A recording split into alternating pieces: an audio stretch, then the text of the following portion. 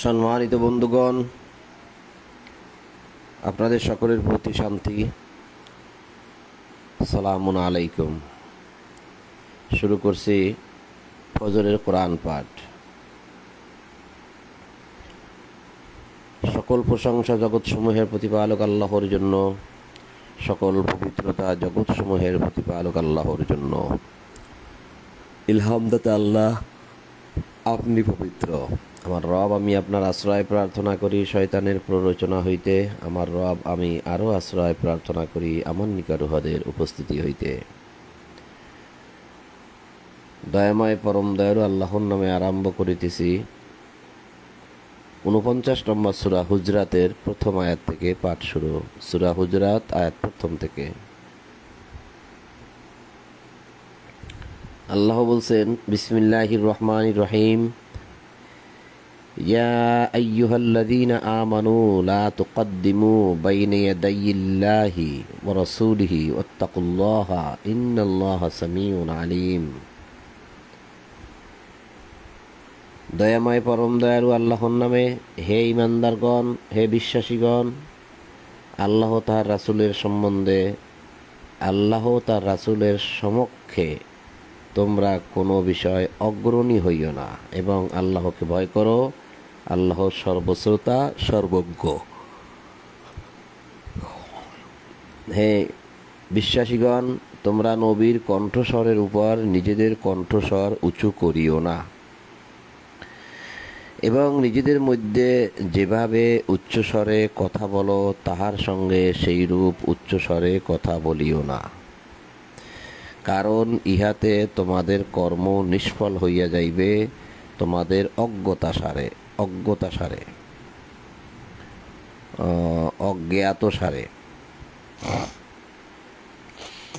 ২ নম্বর আয়াতে আমরা দেখলাম যে নবীর কণ্ঠস্বরের উপর নিজেদের কণ্ঠস্বর উঁচু করা যায় না, অর্থাৎ জোরে জোরে চেঁচামেচি করে কথাবার্তা বলা নবীর সামনে থাকা অবস্থায় এটা বেয়াদবি। আর এতে করে যদি আমরা সেইরূপ করি তাহলে আমাদের কর্ম নিষ্ফল হবে। এখানে বলাই হয়েছে যে তাহবাতা আমালুকুম, তোমাদের আমালুকুম মানে আমল, মানে যে আমল আমরা করেছি, যে পুণ্যের কাজ করেছি তা সব ধ্বংস হয়ে যাবে, নষ্ট হয়ে যাবে, যা আমরা জানবই না। তাহলে নবীর কণ্ঠস্বরের উপর কথা বলা যায় না। এখন এটা একটা মানদণ্ড, কারণ নবী তো আর এখন নাই। তো নবী যদি এখন না থাকে, নবী যে কাজগুলো করে গেছে সেই রকম দায়িত্বপ্রাপ্ত মানুষ তো আছে। রাজা চলে গেলে রাজার কাজ থেকে সেখানেই থেমে যায়? রাজার কাজ ঠিক রাখার জন্য আবার মানুষ সেখানে বসে না? তাহলে নবী আসবে না ঠিক, কিন্তু নবীর কাজগুলো করার জন্য সেই রকম নবীর দায়িত্বপ্রাপ্ত মানুষ ঠিকই বসবে। তাহলে সেই ব্যক্তির কণ্ঠস্বরের উপরেও কি কথা বলা যায়? যদি সেরকমই হয়, তাকে যদি সম্মান করাই না হয়, সাহায্য করেই না হয়, আল্লাহর এই আদেশকেই যদি অমান্য করা হয় এবং তাকে যদি মানা না হয়, তাকে যদি অসম্মান করা হয়, কারণ তার কণ্ঠস্বরের উপর কথা বললে তো তাকে অপমান করা হলো, তাহলে কি আমাদের আর কর্ম মানে আমাদের আমল কি নিষ্ফল হবে না? ভাবার বিষয়। যারা আল্লাহ রাসূলের সম্মুখে নিজেদের কণ্ঠস্বর নিচু করে, আল্লাহ তাহাদের অন্তরকে তাকওয়ার জন্য পরীক্ষা করিয়া লইয়াছেন।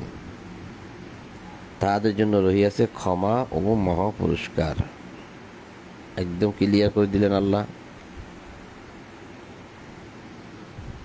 এখানে আর ব্যাখ্যা বিশ্লেষণের কোনো প্রয়োজন নাই। যাহারা ঘরের বাহির হইতে তোমাকে উচ্চস্বরে ডাকে তাহাদের অধিকাংশই নির্বোধ, তারা জানে না, নির্বোধ, তাদের জ্ঞান নাই। লা ইয়াকিলুন।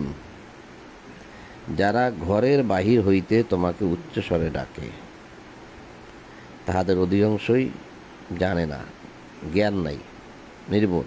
কারণ যিনি একজন রাসূল, সম্মানিত রাসূল, সম্মানিত নবী, তাকে কি ওইভাবে ডাকা যায় ঘরের বাহির থেকে? যেমন আমরা যদি ভাবি যে একটা ঘরে আপনি বসবাস করেন, আমি বসবাস করি, এখন কেউ এসে আমাকে বলল, এই কামাল ভাই, এই কামাল ভাই, এই বাইরে আসেন, কথা আছে, এদিকে আসেন। আমি ঘরের মধ্যে আছি, কেউ এসে ডাকলো, এই কামাল ভাই, এই কামাল ভাই আসেন। তো এই ডাকটা কি রাসূলের ক্ষেত্রে শোভা পাইবে? অর্থাৎ রাসূল যদি ঘরে থাকে, কেউ যদি এভাবে ডাকে, তো এটাই এখানে বোঝা যাচ্ছে। এখানে আল্লাহ বলছেন, যাহারা ঘরের বাহির হইতে তোমাকে উচ্চস্বরে ডাকে, তাহাদের অধিকাংশই নির্বোধ। তুমি বাহির হইয়া উহাদের নিকট আসা পর্যন্ত যদি উহারা ধৈর্য ধারণ করিত, ইহাই উহাদের জন্য উত্তম হইত। আল্লাহ ক্ষমাশীল, পরম দয়ালু। এরপরে আল্লাহ তাকে ক্ষমা করতে চাচ্ছেন, তিনি তার প্রতি দয়াশীল। এখন সে যে অপরাধ করেছে তার জন্য ক্ষমা চায় কিনা, এটা তো দেখার বিষয়। আল্লাহ কেমনে ক্ষমা করবে যদি সে ক্ষমা না চায়? আল্লাহ তো বলছে আমি ক্ষমাশীল।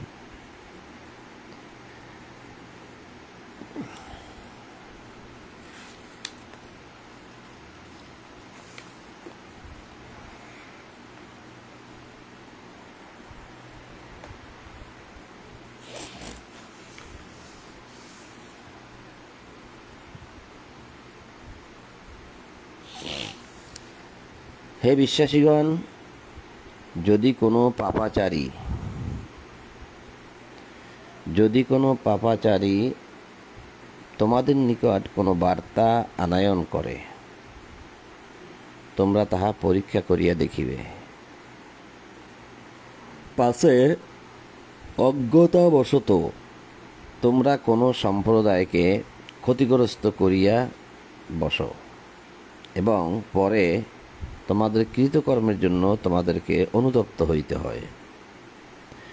কাজেই তোমরা কোনো মানুষ যদি তোমাদের নিকট কোনো সংবাদ নিয়ে আসে, বার্তা নিয়ে আসে, খবর নিয়ে আসে, তাহলে তা তোমরা আগে পরীক্ষা করবে।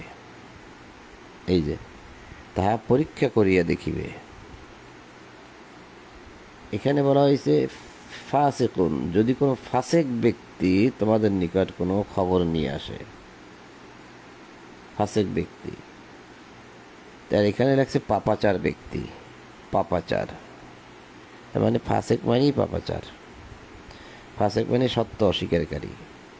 আবার কাফের অর্থ সত্য অস্বীকারী, শিবার এই আপনার অস্বীকারী, সত্য গোপনকারী, ইত্যাদি ইত্যাদি। তাহলে পাপাচারী ব্যক্তি যখন তোমাদের নিকট কোনো বার্তা আনায়ন করে, তোমরা তা পরীক্ষা করিয়া লইবে, পরীক্ষা করিয়া দেখিবে। কারণ পরে আবার তোমাদেরই এই অজ্ঞতাবশত তোমরা কোনো সম্প্রদায়ের ক্ষতিগ্রস্ত করিয়া না বসো। অর্থাৎ একজন ব্যক্তি এসে সে বলল, এই মুমিনদের কি বলল যে আপনাদের বিরুদ্ধে অমুক জায়গায় ষড়যন্ত্র চলতেছে, এই ইতিমধ্যে কয়েকজন মানুষ এসে আপনাদেরকে হত্যা করবে, আমি দেখে আসলাম। মানে এই কথা শুনে আপনি নিজেই তড়িঘড়ি করে আপনিও কয়েকজনকে নিয়ে বের হয়ে গেলেন যে তারা এদিকে আসার আগেই যে আমরা হামলা করব। তারপরে যে হামলা করলেন, হামলা করার পর দেখা গেল যে আসলে এরকম কোনো ঘটনাই ঘটে নাই, এবং সেখানে কোনো মানুষ অস্ত্রশস্ত্র সহকারে এদিকে আসে নাই বা আসতে চাচ্ছেও না, এবং সেখানে যারা ছিল তারা মুমিন। তো এই মুমিনদেরকে হুট করে হামলা করে হত্যা করার ফলে এখন আপনার অন্তরের মধ্যে কেমন অবস্থা হবে? যে বলছে তোমাদের কৃতকর্মের জন্য তোমাদের কি আবার অনুতপ্ত হইতে না হয়। এখন আপনি অনুতপ্ত হইবেন, কীরকম অনুতপ্ত হইবেন, কতটুকু পরিমাণ অনুতপ্ত হইবেন? অনুতপ্ত হইলেই কি হয়ে যায়? রক্তপান দিতে হবে, দিয়াত দিতে হবে, কাফারা আদায় করতে হবে। কোনো মুমিন যদি কোনো মুমিনকে ভুলবশত হত্যা করে, তাহলে তার কী কী কাফারা আছে সেগুলো আদায় করতে হবে। বহুত কাজ এখন বেড়ে গেল। আর সেটাও যদি তারা ক্ষমা করে, তাহলে তারা যদি ক্ষমা না করে আর এক মুসিবত।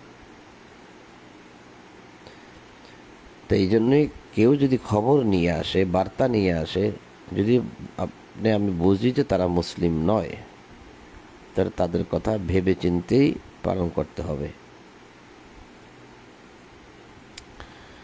তোমরা জানিয়ে রাখো যে তোমাদের মধ্যে আল্লাহর রাসূল রহিয়াছেন, তিনি বহু বিষয় তোমাদের কথা শুনিলে তোমরাই বহু কষ্ট পাইতে। তোমাদের কথা যদি সবই তিনি শোনেন তাহলে তোমরাই কষ্ট পাইবে, কিন্তু আল্লাহ তোমাদের নিকট ঈমানকে প্রিয় করিয়াছেন। তার কথাকে বিশ্বাস করো, তাকে বিশ্বাস করো, আল্লাহকে বিশ্বাস করো, এগুলোকে প্রিয় করেছেন এবং উহাকে তোমাদের হৃদয়গ্রাহী করিয়াছেন। কুফরি, পাপাচার ও অবাধ্যতাকে করিয়াছেন তোমাদের নিকট অপ্রিয়। উহারাই সৎপথ অবলম্বনকারী। কি সেটা? তোমরা জানিয়ে রাখো তোমাদের মধ্যে আল্লাহর রাসূল রহিয়াছে, তিনি বহু বিষয় তোমাদের কথা শুনিলে তোমরাই কষ্ট পাইতে, কিন্তু আল্লাহ তোমাদের নিকট ঈমানকে প্রিয় করিয়াছেন এবং উহাকে তোমাদের হৃদয়গ্রাহী করিয়াছেন। কুফরি, পাপাচার, অবাধ্যতাকে করিয়াছেন তোমাদের নিকট অপ্রিয়। তাহলে কুফরি করা, পাপাচার করা এগুলা আমাদের নিকট অপ্রিয়, এটা আল্লাহ করে দিয়েছেন, আমরা পারতাম না। উহারাই সৎপথ প্রাপ্ত। তাহলে এগুলো যদি আমাদের কাছে অপ্রিয় মনে হয়, অস্বীকার করার মতো কাজ, পাপের পাপ অর্জন হয়, পাপ কামাই হয়, এরকম কোনো কাজ, অবাধ্যতা, আল্লাহর অবাধ্য হওয়া, রাসূলের অবাধ্য হওয়া, এরকম কোনো কাজ যদি আসে তাহলে আমাদের কাছে সেগুলোটা কি হয়? অপ্রিয় হয়, অপ্রিয়। আমরা সেগুলো পছন্দ করি না। তাহলে এই অপ্রিয় হওয়ার কারণে আল্লাহ বলছে যে ইহারাই সৎপথ অবলম্বনকারী, এরাই হচ্ছে সৎপথ প্রাপ্ত। তা না হলে এই এই জাতীয় অপরাধগুলো আমাদের কাছে অপ্রিয় মনে হবে কেন? এগুলো তো মানুষ করে। তা আল্লাহ তো ঈমান দেখবেন বলছেন না যে, কিন্তু আল্লাহ তোমাদের নিকট ঈমানকে প্রিয় করিয়াছেন বলছেন না, এখানে উপরে পড়ে গেলাম না? আমাদের ঈমানকে আল্লাহ প্রিয় করিয়াছেন আর এই কাজগুলোকে অপ্রিয় করিয়েছেন। শুধু পড়ে গেলে হবে না, দেখতে হবে যে কি পড়েছি। আল্লাহ কি প্রিয় করেছেন? ঈমানকে। আমাদের বিশ্বাস, কি পরিমাণ বিশ্বাস আমরা করেছি, এইটাকে আল্লাহ প্রিয় করেছেন। তাই যদি হয় তাহলে এই কুফরি করাটা অপ্রিয়, পাপের কাজ করা অপ্রিয়, অবাধ্যতা হওয়া এটাও অপ্রিয়। তাহলে যদি এরকম হতেই পারি, আল্লাহ বলছে তাহলে ইহারাই সৎপথ প্রাপ্ত, মানে অবলম্বনকারী, এরাই সৎপথ চায়।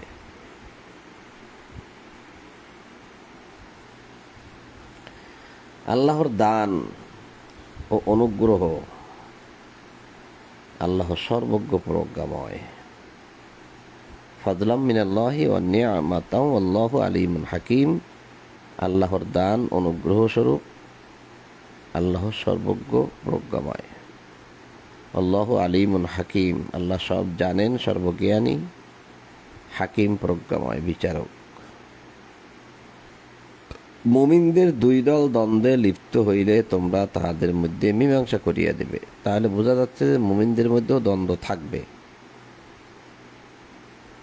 মুমিনদের মধ্যেও দ্বন্দ্ব থাকবে, ভালো মন্দ নিয়ে কথা কাটাকাটি হতে পারে, যে কোনো বিষয়ে গণ্ডগোল হতে পারে। তা আল্লাহ কি বললেন? যদি এরকমই হয় তাহলে তোমরা তাহাদের মধ্যে মীমাংসা করিয়া দেবে। তোমরা তাহাদের একদল অপর দলের বিরুদ্ধে বাড়াবাড়ি করিলে, যাহারা বাড়াবাড়ি করে তাহাদের বিরুদ্ধে তোমরা যুদ্ধ করিবে, তাহাদের বিরুদ্ধে তোমরা যুদ্ধ করিবে যতক্ষণ না তাহারা আল্লাহর নির্দেশের দিকে ফিরিয়া আসে। যদি তাহারা ফিরিয়া আসে তাহাদের মধ্যে ন্যায়ের সঙ্গে ফয়সালা করিবে এবং সুবিচার করিবে। নিশ্চয়ই আল্লাহ সুবিচারকারীদেরকে ভালোবাসেন। ইন্নাল্লাহা ইউহিব্বুল মুকসিতিন। সুবিচার করা, ন্যায়পরায়ণতার সাথে সুবিচার করা, বিল আদলি, ন্যায়পরায়ণতার সাথে সুবিচার করা।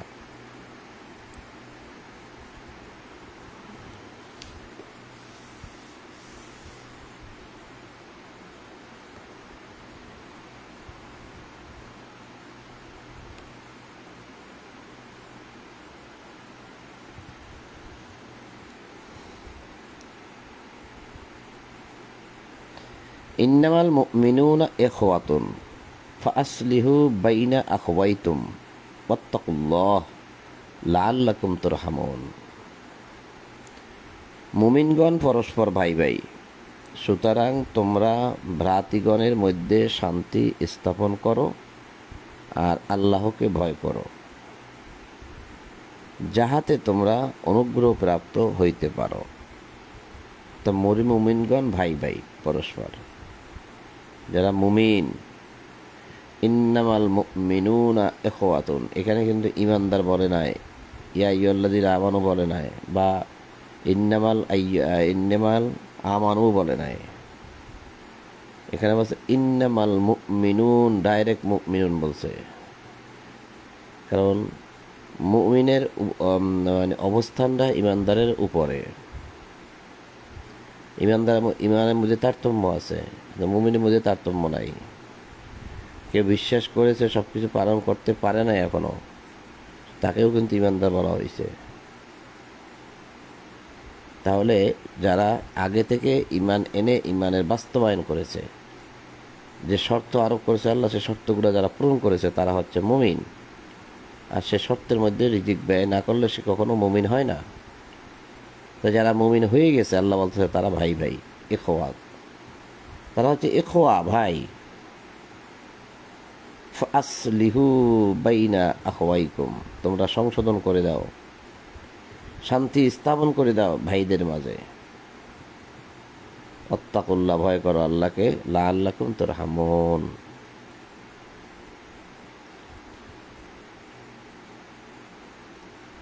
ইয়া আইয়ুহাল্লাযীনা আমানু, হে বিশ্বাসীগণ, এখানেও মুমিনগণ লিখে দিছে। কোনো পুরুষ যেন অপর কোনো পুরুষকে উপহাস না করে। উপহাস,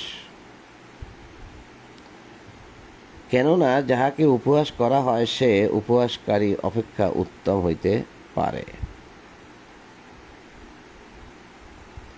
এবং কোনো নারী অপর কোনো নারীকেও যেন উপহাস না করে, কেননা যাহাকে উপহাস করা হয় সে উপহাসকারী অপেক্ষা উত্তম হইতে পারে। তোমরা একে অপরের প্রতি দোষারোপ করিও না এবং তোমরা একে অপরকে মন্দ নামে ডাকিও না। তার উপরে কথাগুলো আমরা বুঝলাম যে দোষারোপ করা যায় না, কাউকে উপহাস করা যায় না, আর কারো উপরে দোষ চাপিয়ে দেওয়াও যায় না। কাউকে উপহাস করা যাবে না। উপহাস, কোনো একটা মানুষকে নিয়ে ঠাট্টা বিদ্রুপ করা, তামাশা লিপ্ত হওয়া, তাকে ছোট করা, তাকে অপমান করা, উপহাস মোটেই করা যাবে না কাউকে নিয়ে। কারণ বলা হয়েছে যাকে উপহাস করবে তুমি, এমনও তো হতে পারে যে সেই শ্রেষ্ঠ, সেই ভালো, সেই জান্নাতে যাচ্ছে, তুমি আর জান্নাতে যাচ্ছ না।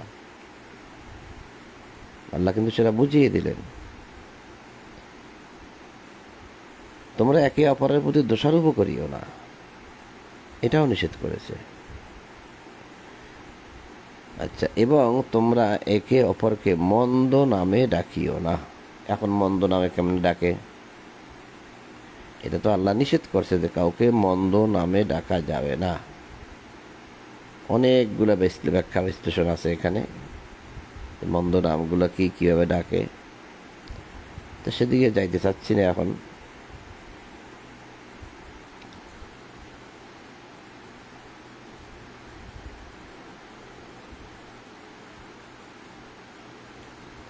আচ্ছা, বৃষ্টি পড়তেছে চতুর্দিকে, চোখেও ঘুম ঘুম ভাব, আর পড়তে ইচ্ছা করে না, কিন্তু পড়লাম তো। আল্লাহ যে বলছে যে কোরআন আল ফজর পড়ো, ফজরে পড়ো, তো পড়েছি, পরিমাণে কম হয়েছে, আল্লাহ ক্ষমাশীল। ইনশাল্লাহ এই সূরা হুজরাতের এই 11 থেকেই ইনশাল্লাহ পরবর্তীতে পাঠ করে শোনাবো ইনশাআল্লাহ, যদি আল্লাহ তৌফিক দেন। সেখানে হয়তো কিছু বাড়তি কথা বলবো আর কি, তা আজ নয়। আপনাদের সকলের প্রতি শান্তি, সালামুন আলাইকুম। সকল প্রশংসা জগৎ সময়ের প্রতিপালক আল্লাহর জন্যই বলে ফজরে কোরআন পাঠ এখানে সমাপ্ত করলাম। আলহামদুলিল্লাহি রাব্বিল আলামিন।